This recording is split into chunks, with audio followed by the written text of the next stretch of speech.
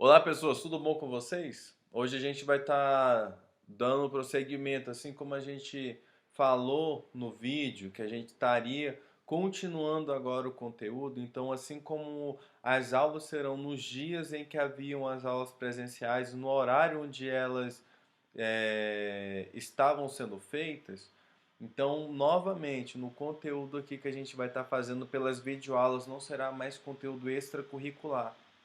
A gente vai estar utilizando o conteúdo mesmo da apostila. Inclusive, se você tem ela aí no seu alcance, se ela está contigo, pausa o vídeo rapidinho, vai lá, pega ela, coloca aqui na lateral para poder acompanhar com a gente o conteúdo.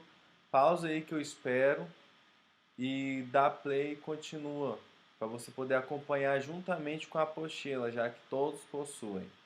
É, Na aula passada a gente falou, inclusive a última aula, aliás, que a gente teve de forma presencial, a gente estava falando acerca dos descontos. E hoje a gente vai estar seguindo, falando sobre férias e 13º salário.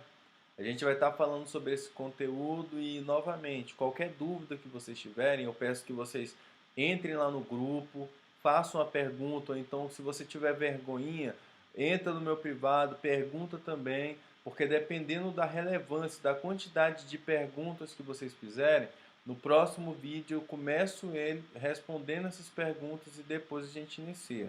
Já que não temos como ter uma interação para estar respondendo essas questões, então vocês me perguntem antes, que aí no próximo vídeo eu já respondo a pergunta e assim a gente segue a vida.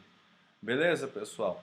Então vou dar um de mindingão de like do YouTube aqui e pedir não para vocês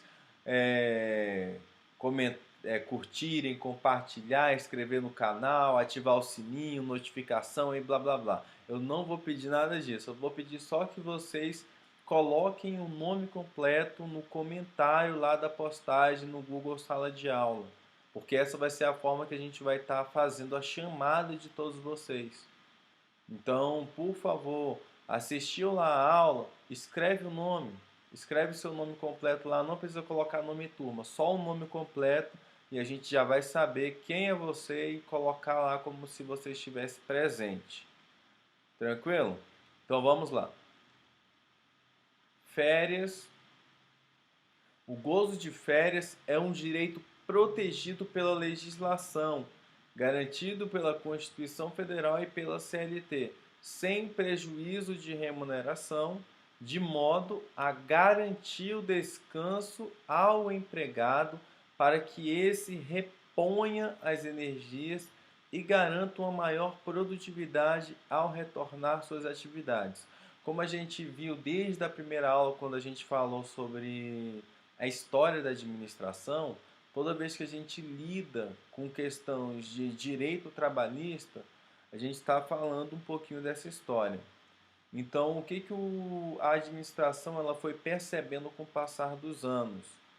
É o que a gente falou, que não bastava apenas você criar métodos para que o trabalho fosse executado mais rápido ou para que a produção aumentasse, que você também tinha sim que garantir direitos ao trabalhador. Um dos direitos que os trabalhadores conquistaram através dessas lutas e tal, em revoluções, foi o direito a férias, a ter esse descanso em casa, sendo remunerado por ele, por conta de todo o serviço prestado durante um ano completo.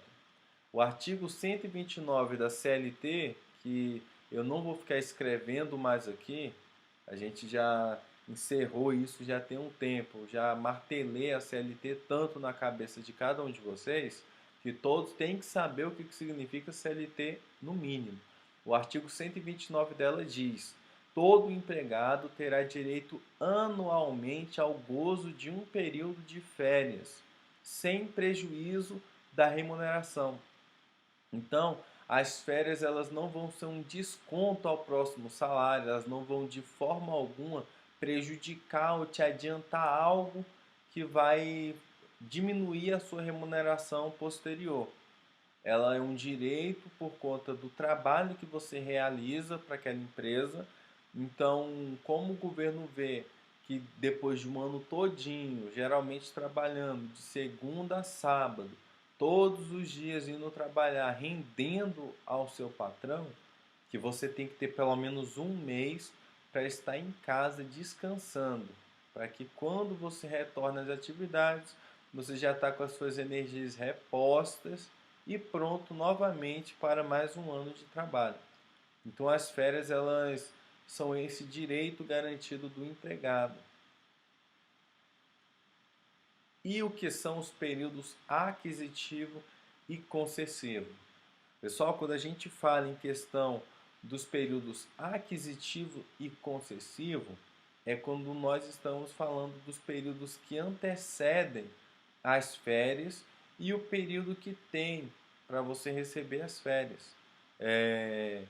Geralmente as pessoas têm na cabeça dela que depois que ela faz 12 meses de trabalho na empresa, ela tem que receber as férias dela. E não funciona dessa forma. A lei garante ao empregador que ele tenha também um período para conceder as férias, para que esse período se adapte à realidade da empresa, à demanda que ela possui, e ela e o funcionário possam conversar de maneira que esse período que ela vai conceder as férias seja agradável para os dois. O aquisitivo, então, é o período que o funcionário adquire o direito a férias, sendo esses os 12 meses necessários para usufruir desse benefício. Então, quando a gente fala em questão do período aquisitivo, nós estamos falando daquele período que o trabalhador vai estar ralando o tempo todo para que ele tenha direito às férias. Vai ser esses 12 meses que ele vai estar ali procurando dar o melhor dele e tal, e procurando permanecer na empresa para obter o direito às férias. Então, quando ele consegue concluir esses 12 meses, ele tem direito a um mês de férias. E como a gente falou, esse período, esse mês que ele adquiriu o direito, vai ter que ser dado imediatamente? Não. É onde a gente entra no próximo ponto, que é o período concessivo. Que já pela palavra a gente já percebe que concessivo vai para conceder. Então é o período que a empresa possui para conceder as férias do empregado, podendo programá-la para quando melhor atender às necessidades da empresa. A lei rege isso. Então ela dá liberdade ao empregador para que ele veja o mês em que há menos movimentação e aloque você para aquele mês. Aí ele chega até você e fala assim, ó, esse mês aqui é o que eu tenho que está bom para poder liberar suas férias. Então, tá bom para você? Aquele tá bom, tipo, eu não tô te perguntando, eu tô te impondo, simplesmente aceite.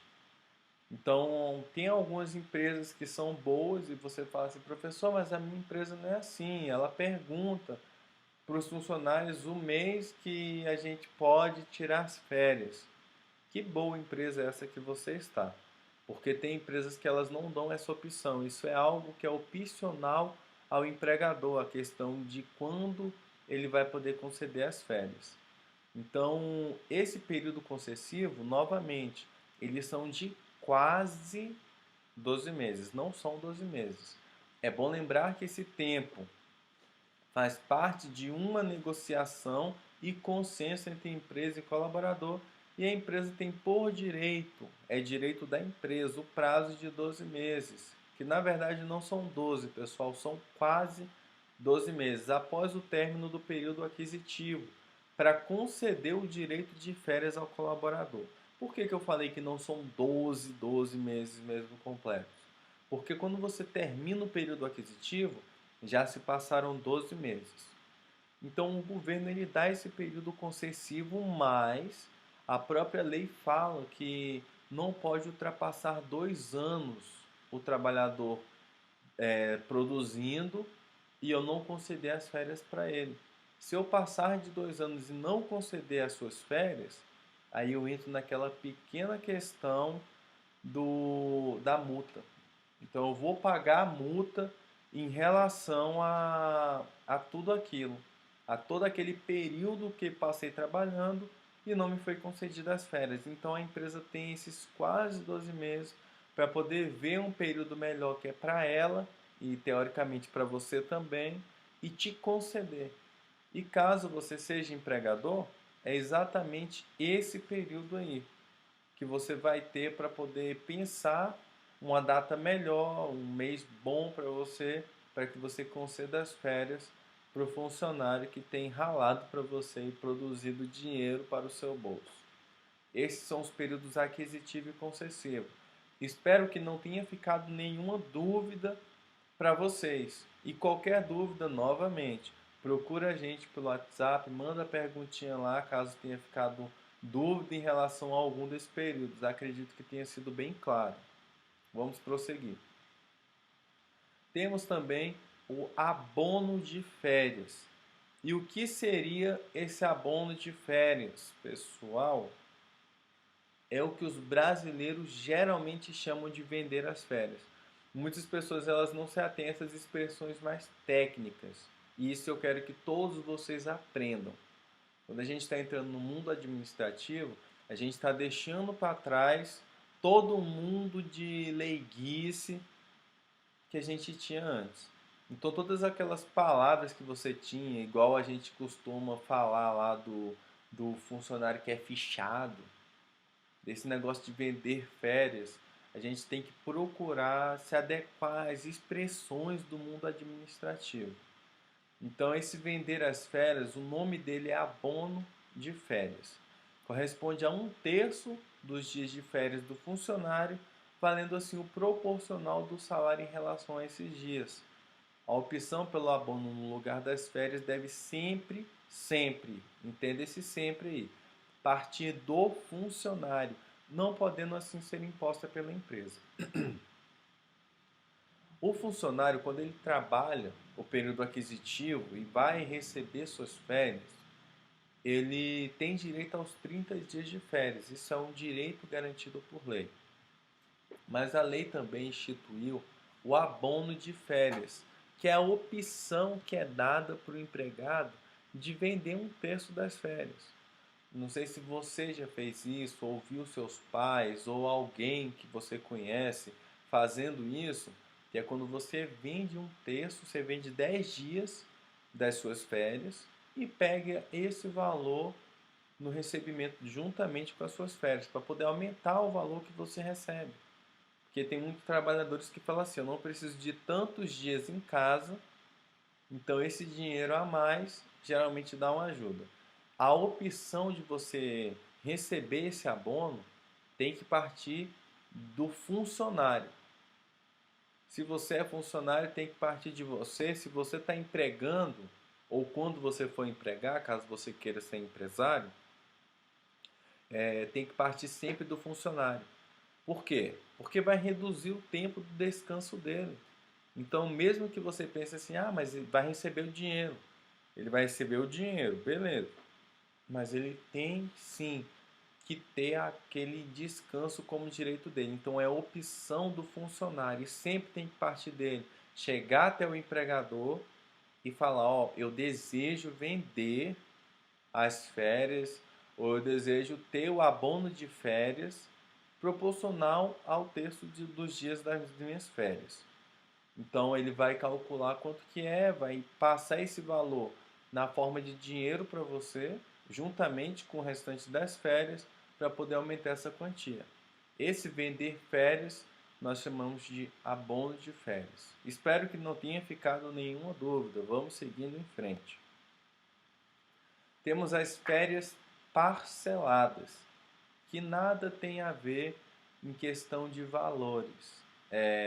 Como a gente fala parceladas, não é somente isso, a gente fala a questão dos dias. É lógico que vai ter a questão do recebimento e tal, mas esse parcelado que geralmente a gente fala é sempre em relação aos dias das férias. Porque como a lei mesmo diz, as férias são um direito concedido ao empregado para o descanso.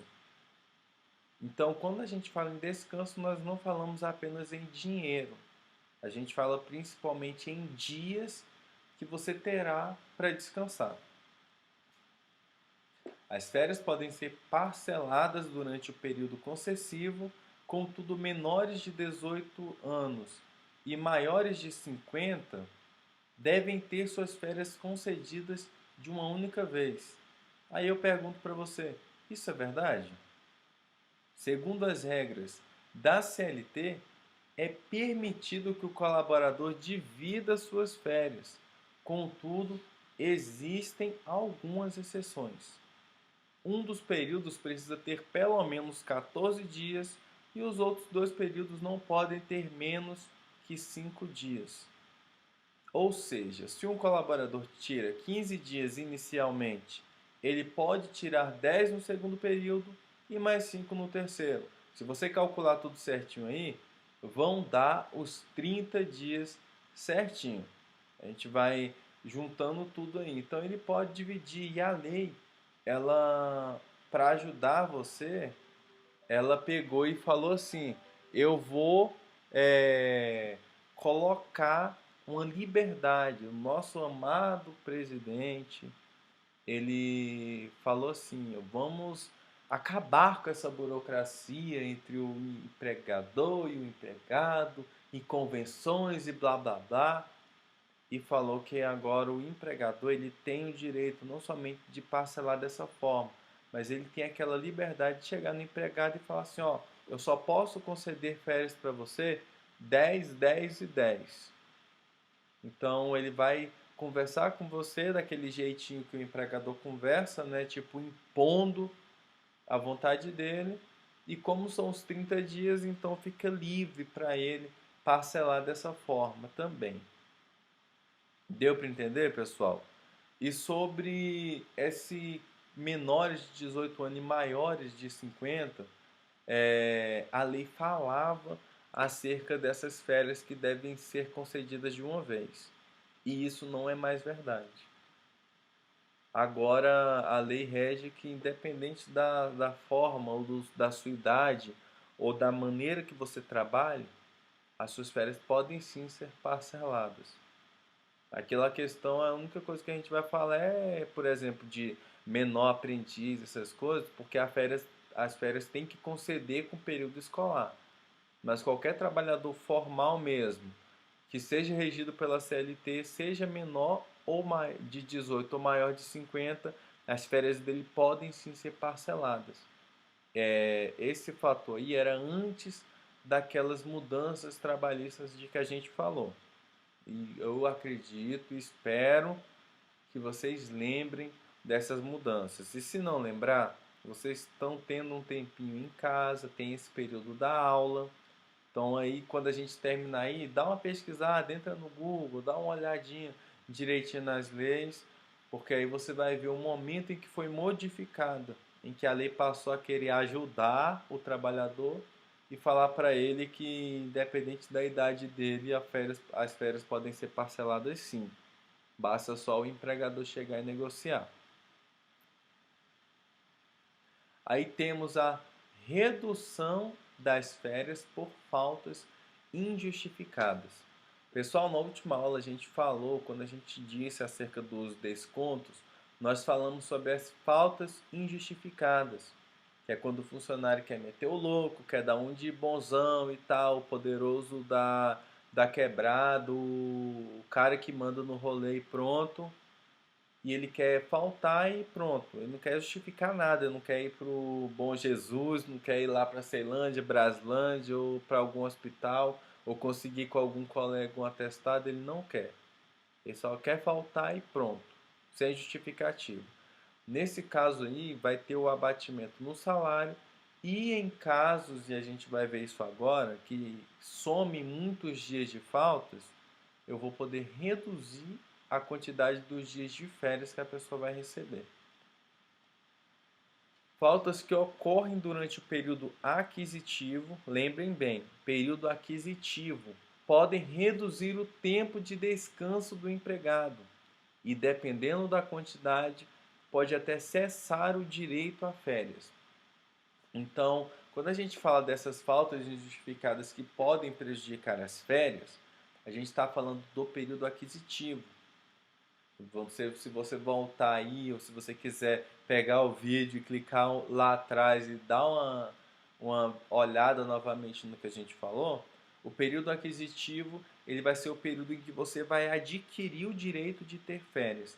Então, durante esse período, se você faltar, essas faltas podem prejudicar a quantidade de dias em que você vai ter direito às férias. Vai funcionar assim. Não sei se dá para vocês dar uma olhada na tabela, mas se vocês pegaram aí a apostila, e eu acredito que pegaram, e caso não pegar, pausa aí o vídeo, vai lá, pega a apostila, senta de novo com a apostila do lado, que caso você não esteja conseguindo ver bem a nossa tabela pelo vídeo, você pode acompanhar pela sua apostila. A cada período aquisitivo normal de 12 meses, aí a gente vai ter aqui o número de faltas e os dias que você vai ter de férias. Se você faltou até 5 vezes durante o período aquisitivo e não justificou, você continua tendo direito aos 30 dias corridos de férias. Entenda, tem muitas pessoas que entendem 30 dias úteis e não são úteis, são corridos. Então, o mês todo ali correu, se você faltou 5 vezes e não justificou, você ainda tem direito a eles. Mas se você fala assim, não, eu não sou apenas um faltante ocasional, eu quero me tornar quase um turista da empresa. Então, se você faltou de 6 a 14 dias, você já não tem direito mais aos 30 dias quando for concedidas as férias. Você só vai ter direito a 24 dias corridos. Se você faltou de 15 dias a 23 dias dentro desse ano de período aquisitivo, você é praticamente um turista. Você tem 18 dias corridos de férias quando você adquiriu direito a elas. Aí você fala assim, mas vai reduzir remuneração, o salário vai ser proporcional a esses dias que você trabalhou. De 24 a 32 dias corridos, você está quase recebendo o carimbão de turista. E eu não sei por que a pessoa ainda não foi mandada embora com esse tanto de dias. De 24 a 32 dias de faltas injustificadas, a pessoa tem direito apenas a 12 dias de férias. E caso ela já tenha recebido o carimbão lá, você é um turista e falte acima de 32 faltas durante o período aquisitivo, ele perde direito às férias. Por quê? Você faltou mais de 32 dias, então a empresa fala, você já tirou suas férias durante o ano sem justificar. Então você já descansou o que tinha de descansar nesses dias que você não quis falar o porquê faltou, então você perde direito às férias e tem que trabalhar esse mês todinho para ter direito às próximas férias. Deu para entender, pessoal, essa questão das férias e o quanto é prejudicial você não justificar? Então, se você for faltar, se o motivo for plausível, vai lá, explica para o empregador, pega o atestado, conversa direitinho para acabar você não perdendo o seu direito de férias. Vamos passar para a próxima, que é o 13º salário, aquilo que todo mundo ama receber. O 13º salário surgiu como uma gratificação de Natal, uma espécie de salário extra, concedida a todo trabalhador formal que atua com carteira assinada. Ele é um reconhecimento dos serviços prestados e uma iniciativa valiosa para a economia. Eu fiz questão de colocar essa iniciativa valiosa para a economia. O 13º salário, pessoal, ele surgiu como se fosse uma gratificação. A ideia do governo é pensar assim, poxa, a pessoa trabalhou o ano todinho, rendeu muito dinheiro para o empregador, extremamente mais do que ela recebeu, então ela tem direito a receber uma gratificação para poder comprar um peru, comprar um chester, chamar os parentes lá da Cochinchina, dos locais, dos confins da terra para poder fazer uma refeição boa na casa dela. Então ela merece essa gratificação. Ela merece esse dinheiro a mais para ela quando chegar Natal, fim do ano ali. Ela merece esse dinheiro, então vamos dar essa gratificação. Eu, pessoalmente, Eu acho que eles criaram isso só para poder dar o pontapé para que eles recebessem 13º, quarto e 15º salário. E é uma iniciativa valiosa para a economia. Por quê? Porque toda vez que eu dou dinheiro para as pessoas, a pessoa não vai querer guardar aquele dinheiro. Ela vai entender assim, olha, é um dinheiro que eu estou recebendo sem ter trabalhado tanto para receber esse dinheiro. Então o que que você vai fazer? Olha bem aqui para esses olhos vermelhos do professor, porque o flash está batendo na minha cara aqui, meu olho já está vermelho. Olha bem para o meu olho. O que que você faz com o dinheiro do 13º? Eu tenho certeza de uma coisa, você não investe em LCI, você não investe em LCA, você não investe em fundo de investimento nenhum. O que você vai fazer com esse dinheiro é gastar. É comprar um celular, é comprar um videogame, é comprar um jogo, é comprar roupa, é fazer o que você quiser. É comprar o peru, mas você não vai acumular esse dinheiro.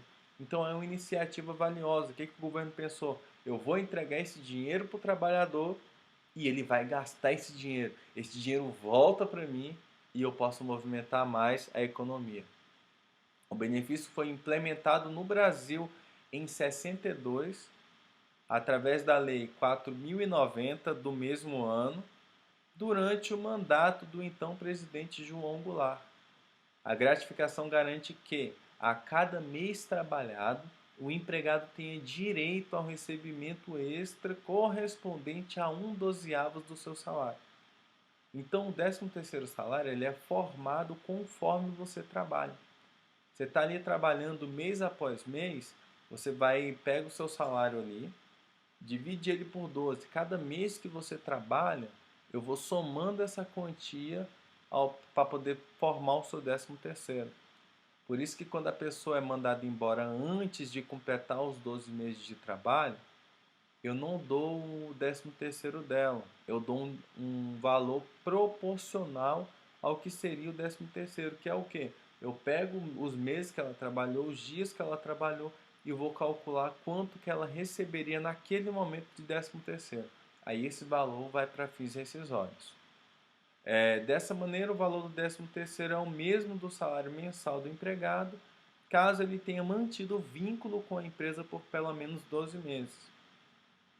Aí você pergunta assim, professor, mas e quem recebe salário variável? Que o salário fica variando o valor, subindo e descendo e tal. Nesse caso, pessoal, quando a gente fala em salário variável, você vai fazer exatamente o que a gente falou. Você vai somar todos os valores que você recebeu no ano, dividir esse valor por 12 e novamente divide por 12, porque você vai ter o valor de cada mês que você trabalhou, para poder formar o proporcional, caso você não complete os 12 meses, ou então formar uma média, um valor médio que você vai receber assim que você completar os 12 meses. Deu para entender, pessoal? Acredito que tenha dado. Se não deu para entender, novamente, anota aí a perguntinha, manda para a gente, porque aí a gente vai estar explicando depois. Formas de apuração. Se o funcionário foi admitido em período superior ao 15º dia útil do mês, ele terá direito a um mês completo, para fim de contabilizar nos meses trabalhados para acrescentar o 13º. Como a gente falou, pessoal, o 13º ele é formado conforme você trabalha durante o ano. Então, não sei se vocês perceberam, geralmente as empresas elas contratam a pessoa antes do dia 15. Para quê? Porque se ela contratar você do dia 15 para frente, você não vai trabalhar menos da metade do mês? Esse período que você está trabalhando menos e os dias que você não trabalhou, se você for contratado após o 15º dia útil, para o 13º conta como se você tivesse trabalhado o mês todo. Então o que o empregador pensa? Beleza, já que eu vou ter que pagar o mês todo, então eu coloco ele para trabalhar no começo do mês. Porque ele trabalha o mês todo para ter direito a esse 13º. Quem possui salário variável, o valor corresponde à média dos recebimentos, é o que a gente falou. Você vai somar, verificar a média, dividir novamente por 12, conforme você trabalha, você vai ter um valor médio aproximado que vai se formando para poder contabilizar o valor total do seu 13º. Afastado por doença não conta o período de afastamento. Então, esse período que você vai estar afastado, passou de 15 dias, você vai, por exemplo, lá para o INSS, esse período não vai contar para somar no seu 13º, você está afastado. Mas caso você tenha um acidente de trabalho, aí vou contar o tempo normalmente. Pô, você está lá trabalhando e tal, você pegou e perdeu o dedão, perdeu um pedaço da mão, ou então se acidentou, cortou alguma coisa, se feriu, se queimou. Esses acidentes que podem acontecer dependendo do trabalho que você executa, sofreu um acidente no trabalho, vou contar o tempo normalmente. Você vai estar em casa, vai estar afastado? Vai. Mas como foi um acidente de trabalho, quando o INSS consta isso, ou quando a perícia ou o doutor consta isso, não vai contar como afastamento. Então não vai parar ali. Você vai continuar contando como se estivesse trabalhando normalmente. E esse valor vai ser contabilizado normalmente no 13º. Em caso de serviço militar, a empresa não paga o 13º. Beleza, você vai servir lá e tal, normalmente você está recebendo por lá, então quem fica responsável por esse pagamento não é mais a empresa, passa a ser o serviço militar. Simples e direto, acredito que não tenha ficado nenhuma dúvida. O pagamento é realizado em duas parcelas que funcionam da seguinte forma: a primeira parte entre 1º de fevereiro e 30 de novembro e a metade do salário do mês anterior. Esse valor é 1º de fevereiro a 30 de novembro porque ele pode ser pago juntamente com as férias. Você fala assim, ó, quero adiantar a primeira parte do 13º junto com as férias. Então você pode fazer isso, você tem essa opção. O empregador então ele pode estar pagando isso até essa data. E a segunda parte até o dia 20 de dezembro, é igual a gente falou, o governo dá essa gratificação com essa intenção, que você queira comprar presente, um peru, um tender, algo para você poder estar ali com a sua família e tal. Então ele paga até o dia 20 de dezembro, para chegar Natal, Ano Novo e você ter esse dinheiro a mais. Integram sobre o cálculo de férias e 13º salário as médias mensais dos valores pagos em horas extras e adicionais. Devem ser registrados separadamente e sua tributação ocorre no pagamento da segunda parcela sobre o valor total do 13º. Vamos lá, pessoal, se você não entendeu muito bem o que eu estava falando. Se você recebe o 13º, a primeira parcela vai ser a metade do valor. E ponto, é a metade do valor do salário do mês anterior. O próximo valor geralmente é menor. O que você recebe dia 20 de dezembro, geralmente ele é um valor menor, porque sobre ele vai incidir todos aqueles descontos que você teria no seu salário.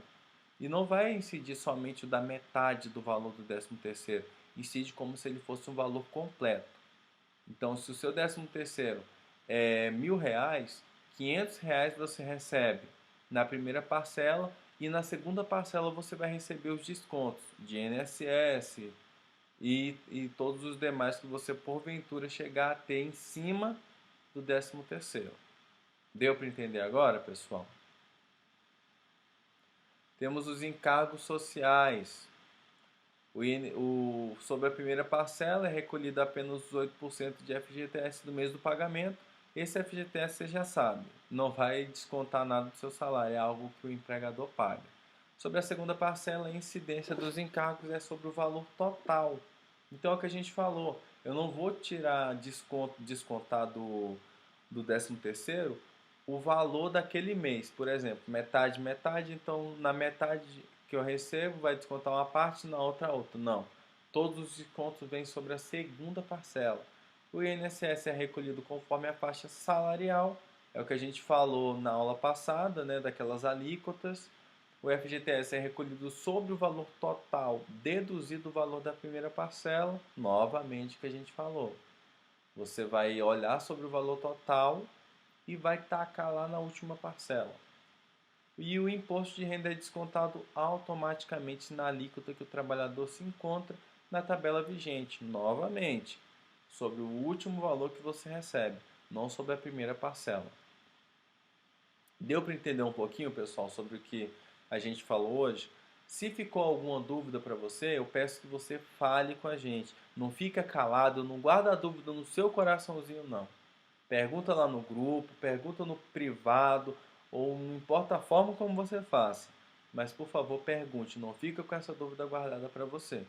Novamente, pessoal, comenta lá o nome completo no post do Google Sala de Aula. Isso é muito importante para a gente poder colocar a presença de vocês.